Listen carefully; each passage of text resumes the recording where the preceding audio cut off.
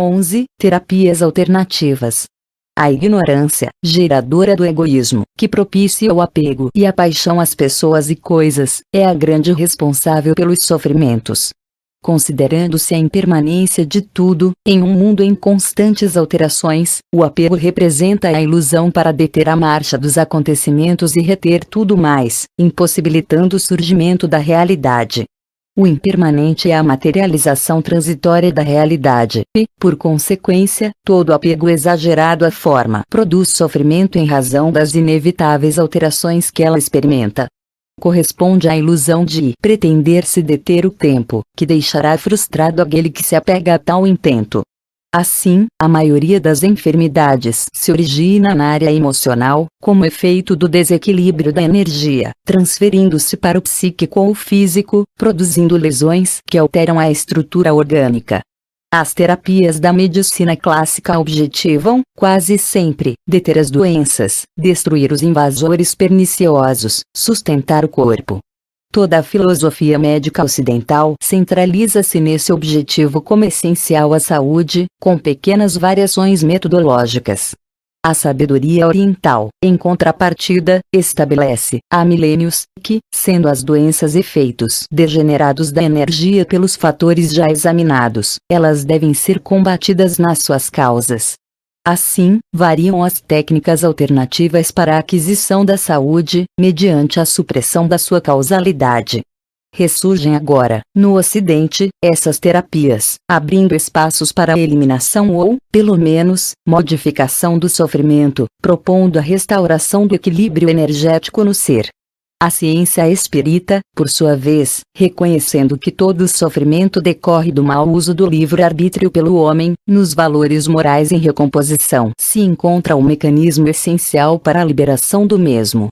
A tese é extensiva à problemática das doenças. Sem uma correspondente transformação moral do paciente, a terapia que se lhe aplique, quando enfermo, poderá modificar-lhe o quadro orgânico, não, porém, liberá-lo, porquanto ao primeiro ensejo, ela ressurgirá ou facultará a manifestação de outras patologias já vigentes no campo vibratório não reequilibrado. As terapias alternativas preocupam-se, essencialmente, com o homem integral, com todo o complexo que se exterioriza no corpo e não apenas com este. A acupuntura, por exemplo, considera o corpo como um instrumento de um sistema energético, portanto, não físico, o que equivale a dizer, menos denso do que aparenta. Esse sistema tem prevalência sobre todo o conjunto, qual se fosse um outro sistema nervoso mais complexo, sustentando toda a aparelhagem delicada e os seus implementos mais sutis da organização somática. Encarrega-se de manter a interação mente-corpo, emoção-sensação, pensamento-matéria. A técnica da acupuntura busca, através do corpo físico, alcançar o campo de energia e vitalizá-lo, eliminando os bloqueios impeditivos da irrigação de forças mantenedoras da saúde. Esse sistema energético é composto de meridianos, que são correntes de energia que se estendem por todo o corpo, nos seus mais variados departamentos. Pode-se, com relativa facilidade, encontrar e medir os pontos de acupuntura, carregados de energia, ao longo dos meridianos. Modernamente, o telescópio, delicado aparelho elétrico, consegue localizá-los, comprovando-lhes a existência. Considera-se que existem 14 meridianos principais e 57 secundários, constituindo o sistema energético. Em face de qualquer bloqueio na corrente de energia ou desequilíbrio proveniente da força mental devastadora e dos atos morais reprocháveis, as enfermidades se instalam. Aplicando-se agulhas nos pontos de acupuntura, reequilibra-se a energia do meridiano, desbloqueando e o sistema gerador se refaz, restaurando a saúde.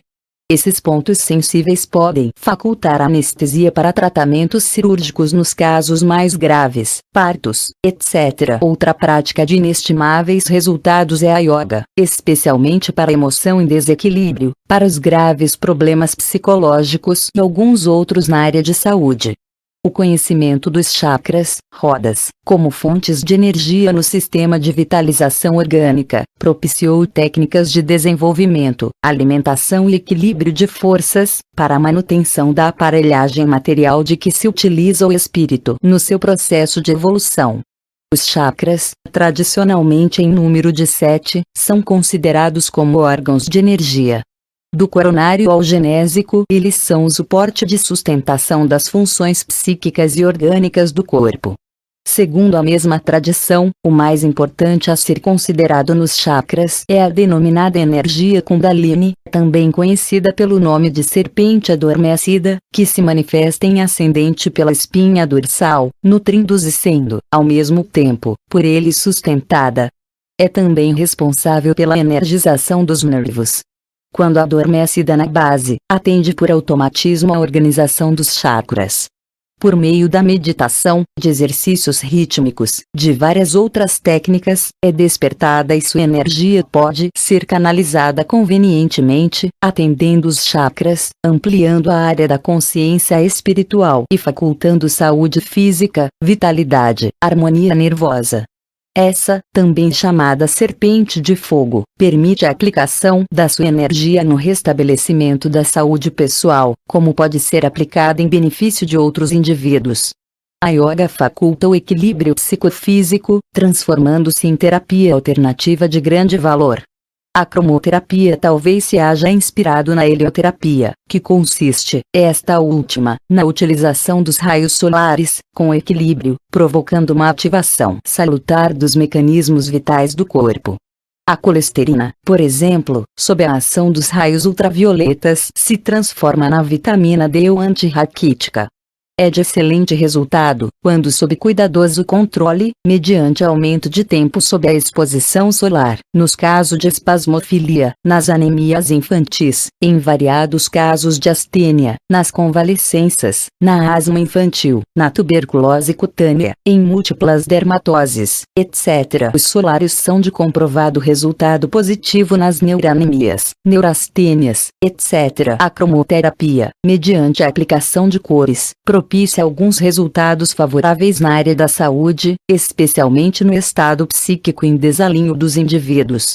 A cor vermelha é considerada excitante, enquanto o azul é calmante. Com essa conclusão, aplica-se a cor vermelha nos estados melancólicos e azul nos de exaltação, como nos casos de delirium tremens e outros semelhantes. A cromoterapia devidamente aplicada, por meio de um correto conhecimento das cores e dos efeitos, proporciona estados de recuperação da saúde. A luz vermelha, por exemplo, em determinados estados infecciosos, como na varíola, faculta bons resultados. A homeopatia nasceu por volta de 1796, quando Samuel Hahnemann iniciou a sua aplicação, após publicar o seu ensaio sobre um novo princípio para descobrir as virtudes curativas das substâncias medicinais, seguido de alguns comentários a respeito dos princípios aceitos na época atual. Ele havia experimentado em si mesmo e nos familiares por 6 anos a nova terapêutica, cujos resultados foram surpreendentes. A homeopatia se fundamenta no princípio do similia, similibus curanter, ou seja, os semelhantes curam os semelhantes e, através de diluições infinitesimais, nas quais, teoricamente, não devem existir moléculas da substância original, o medicamento deixa de ser químico para tornar-se físico. Como tudo no universo são energia e matéria, que se convertem, devem-se aplicar os recursos energéticos para que se reequilibre o organismo físico, na sua essência, igualmente constituído da energia necessária à vida. E multiplicam-se as terapias alternativas, psicobiofísicas, das vidas passadas, cirurgias psíquicas e mediânicas, hipnose, ao lado da fitoterapia ou flora medicinal, cristalterapia e outras cooperando para a saúde, o reequilíbrio da criatura na Terra, a diminuição e mesmo o desaparecimento do sofrimento no mundo. Considerando a valiosa contribuição de todas elas, não podemos esquecer que é na transformação moral do indivíduo para melhor, na ação da caridade, como prescreve o Espiritismo, respaldado no conceito de Cristo, aqueles a quem sarou, para que não voltassem a pecar, a fim de que não lhes acontecesse nada pior, que a cura real se processe e o sofrimento se dilui, cedendo lugar à paz e ao equilíbrio psicofísico. Os mensageiros da morte. Todos aqueles que, imprudentes, não atentam para quando aparecem os mensageiros da morte, durante muito tempo sentirão a dor habitando algum corpo forma inferior, mas todos os homens bons e santos, ao verem os mensageiros da morte, não agem impensadamente, mas dão ouvidos ao que a nobre doutrina diz, e, no afeto, amedrontados, vêm do nascimento e da morte a fértil fonte, e se libertam do afeto, extinguindo, assim, o nascimento e a morte. Esses são seguros e felizes, livres de todo esse espetáculo fugaz. De todo pecado e medo isentos, dominaram todo o sofrimento. Anguttara Nikaya, Il. 35 trad. Inglesa de Varren.